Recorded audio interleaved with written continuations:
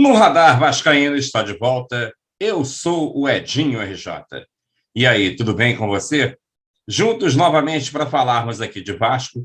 E caso seja a sua primeira vez aqui no canal, seja muito bem-vindo.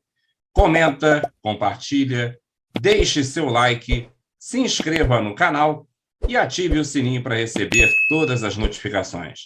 Se você quiser nos ajudar, seja membro a partir de R$ 2,99. Assim você ajuda o canal a permanecer no ar. Você também tem a opção do Pix no Radar Vascaíno, @gmail.com. No Radar Vascaíno, @gmail.com.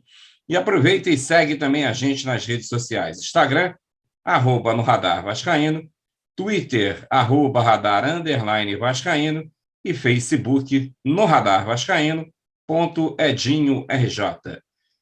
Bem, pessoal, hoje é o dia D. Hoje é o julgamento lá da ação dos Templários. A partir de 1h30 da tarde começa o julgamento e a partir das 13 horas estarei lá no canal Conversa entre Vascaínos do meu amigo Dr. Alexandre Carvas, que irá transmitir em áudio esse julgamento. Estaremos juntos lá, portanto, aguardo você daqui a pouquinho. E também, daqui a pouquinho, eu vou colocar as explicações do Dr. Walter Brito na live que a gente fez ontem, no pós-jogo, ele explicando o que será julgado a partir das 13h30 lá na primeira Câmara Civil do TJRJ. Portanto, aguarde aí que você já vai ver. Vamos começar aqui, então, com os tópicos da entrevista coletiva do Diniz, da partida de ontem. O Vasco venceu a partida de ontem, né? O Vasco venceu o Goiás muito bem por 2-0. Poderia ter vencido até por mais gols, mas o que principalmente valeram foram os 3 pontos e o Vasco está voltando, né, a se credenciar a subir para a Série A. Falta agora alguns jogos, tem a próxima partida domingo contra o Confiança e acho que o Vasco vencendo o Confiança e dependendo dos resultados dessa rodada, a gente pode ficar muito bem na fita. Vamos começar aqui os tópicos com a seguinte pergunta. 2 vitórias seguidas devolvem a confiança? Fala aí, Diniz. Acho que aumenta a confiança de ganhar e da maneira que o time se comportou hoje, sempre tem um acréscimo de confiança. Mas desde quando eu cheguei aqui, o time tem jogado com confiança todas as partidas. E hoje, principalmente com o apoio do torcedor, que empurrou muito o time, eu acho que a gente fez o nosso melhor jogo e certamente isso traz um acréscimo de confiança e diferente de empolgação, né? Ter o pé no chão, a gente tem muita coisa pela frente e temos que ir melhorando o time, que embora a gente tenha jogado bem, a gente tem coisa para melhorar. Agora ele vai falar sobre a atuação do Riquelme. Ele jogou muito bem, é um jogador extremamente talentoso e a nossa relação, a gente acabou criando o vínculo logo no primeiro ou segundo dia da minha chegada, a gente já se aproximou. Ele é da mesma idade, da mesma geração do João Pedro e do Marcos Paulo, são colegas de seleção que eu trabalhei lá no Fluminense. E teve uma conexão muito imediata de alguns assuntos particulares da vida dele. E ele é um jovem talentoso que tem um futuro brilhante pela frente. Em seguida ele fala sobre a importância da base. E aí, Diniz? Conto, minha carreira, esses jogadores jovens, eles acabam tendo um espaço grande, não pelo fato de serem jovens, pelo fato da gente criar uma sintonia, uma relação. E times como o Vasco, que tem uma base bastante forte, é o maior fornecedor de jogador. O jogador jovem é saber trabalhar, saber dar confiança, criar um ambiente que facilite para o jogador poder se sentir à vontade. E é isso que a gente está fazendo aqui no Vasco. O Bruno Gomes também fez uma partida hoje excelente, como tinha feito lá em Brusque. O Andrei, hoje tinha 4, 5 jogadores da base jogando e são jogadores que às vezes a gente questiona se falta maturidade. O jogador tem que ser bom e conseguir, em jogos importantes como esse aqui do Goiás, como foi do Cruzeiro e todos esses da Série B, que a gente está sempre jogando sob pressão, conseguir na hora do jogo desenvolver. E eles estão desenvolvendo e eu conto com eles como conto com todo mundo aqui. Como conto com os mais velhos também, né? Que você falar assim que eles hoje um deu um passe, deu uma assistência, O Morato, que é um pouco mais velho, fez o gol e o Nenê deu assistência. Então, assim, todo mundo está tendo protagonismo. Não é só os mais velhos, nem só os mais jovens. A sensação de ter a torcida de volta ao lado, como é que foi? Não, foi um momento, para mim, mágico, diferente. Primeira vez esse contato com a torcida. Eu já falei da minha chegada aqui quando eu vinha jogar em São Januário, final da década de 90 e início dos anos 2000, era uma das coisas que mais me empolgava, mesmo jogando contra. Era a torcida do Vasco, é uma torcida que tem um comportamento muito diferente das outras. Os cantos e a maneira como todo mundo canta, o estádio todo canta. Hoje, eu não sei quantos tinha hoje, 3, 4, 5 mil, não sei ao certo quantos tinha, mas parecia que tinha 30, 40 mil empurrando o time. E fizeram toda a diferença. O time rendeu um tanto a mais por conta da presença do torcedor. E aí quando cria essa química, essa simbiose, as coisas elas acontecem de uma maneira muito diferente. E foi o que aconteceu hoje. Um tópico importante, o conceito de se defender com a bola. Eu acho que quem tem uma proposta de ter controle de jogo com a bola e ser agressivo, é fundamental que a gente consiga reagir rápido quando a gente perde a bola e procurar retomá-la o mais breve possível no campo de ataque. Se você não consegue fazer isso, você acaba tendo que correr para trás e muitas vezes em situação de perigo.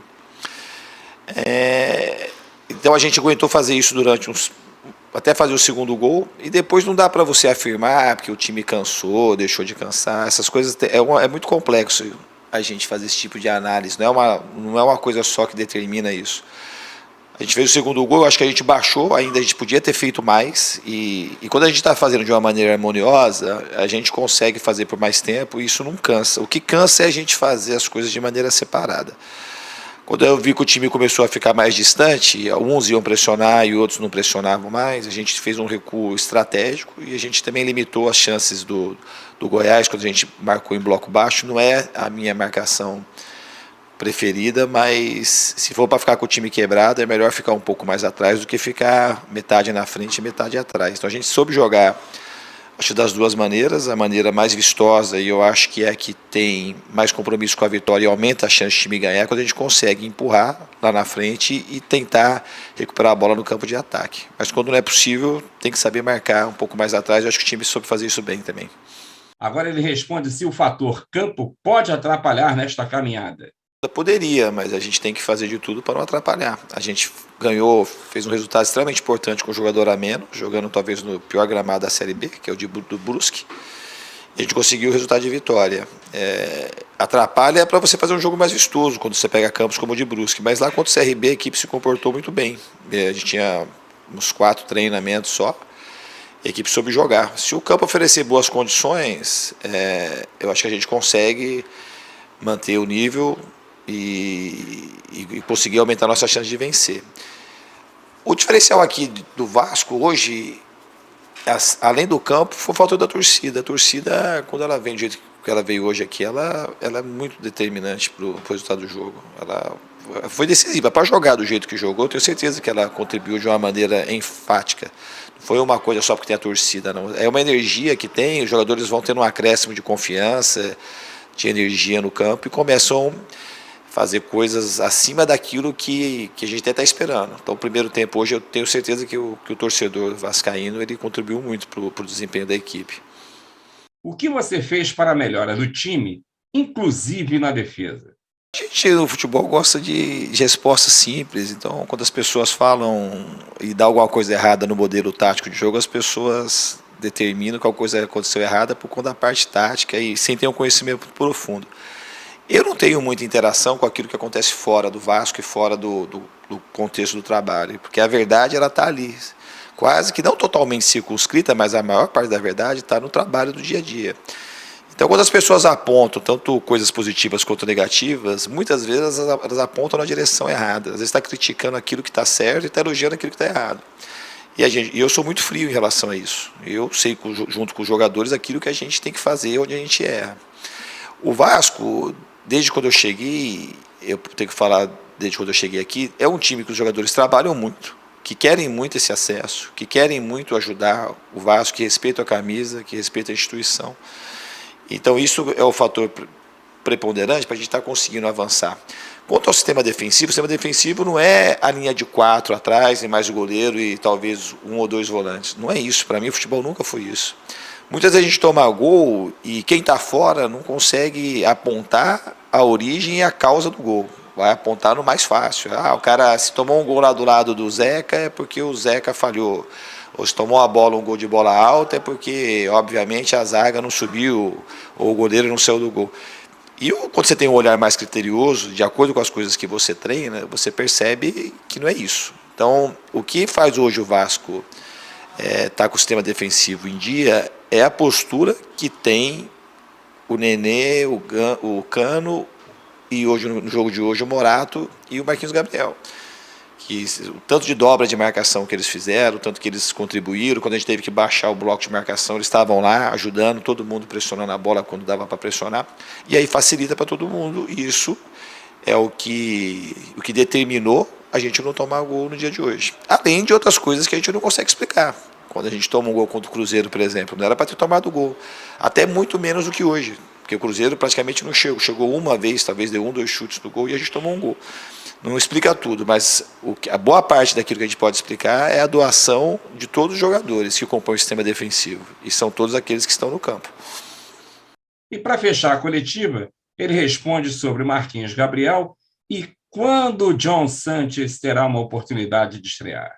Quanto ao Marquinhos Gabriel, é um jogador que eu já tinha tentado levar ele para trabalhar comigo 2 vezes. Então é um jogador que eu gosto muito.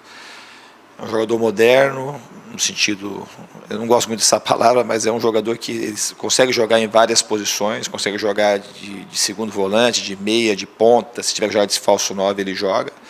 O cara que tem uma técnica requintada. O que acontece muito no futebol, principalmente aqui no Brasil, é quando você pega um jogador para ser o construtor, isso, o torcedor ele tem toda a razão, quando ele está sempre no direito dele de fazer as críticas, mas não adianta você...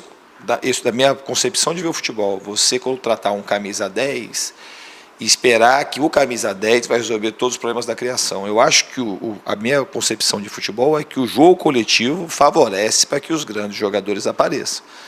Então você não fica dependendo. E o Marquinhos Gabriel é um jogador coletivo, ele não é um jogador de pegar a bola e sair driblando 3, 4 caras. Muito pelo contrário. Então, da minha maneira de ver o jogo, ele se encaixa de uma maneira quase que perfeita. Então ele é um jogador hoje...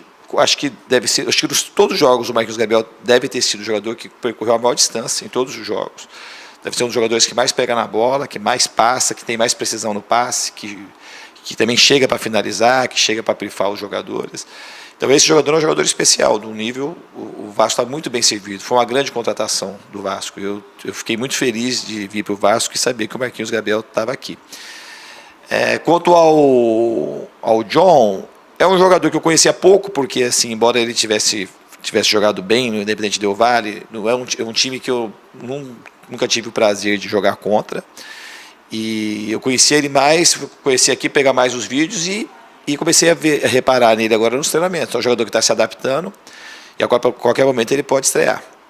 Esses foram os tópicos da coletiva de imprensa do Fernando Diniz ontem, e eu gostaria que você comentasse sobre a atuação do time e se você está confiante que agora o time vai decolar realmente para a Série A. Bem, e agora vamos ao que interessa. Ontem eu fiz uma live no pós-jogo e o Dr. Walter Brito participou. Já no finalzinho, eu perguntei a ele o que seria realmente julgado e ele explicou. Vamos ver. O primeiro agravo do proposto, que vai ser julgado amanhã, é um agravo do Vasco. O Vasco pede para que seja suspensa a liminar do Dr. Paulo Roberto, seja confirmada a AGO do dia 14 e que os processos sejam da relatoria do Dr. Custódio. Esse é o pedido do Vasco. Então, isso aqui vai ser julgado. Contra o pedido do Vasco, os templários entram nesse agravo e pedem para que os pedidos do Vasco não sejam conhecidos. Então, nesse agravo, o que vai ser julgado é isso. Não tem outra coisa para ser julgado. O outro agravo que tem é um agravo proposto pelos templários, onde os templários pedem o seguinte: declarar nula ou suspender os efeitos e eficácia da AGO do dia 14, tornar sem efeito as sessões ordinárias do dia 22 e 25, e reconhecer e declarar a validade da AGO do dia 7. Os Templários pedem isso nesse agravo.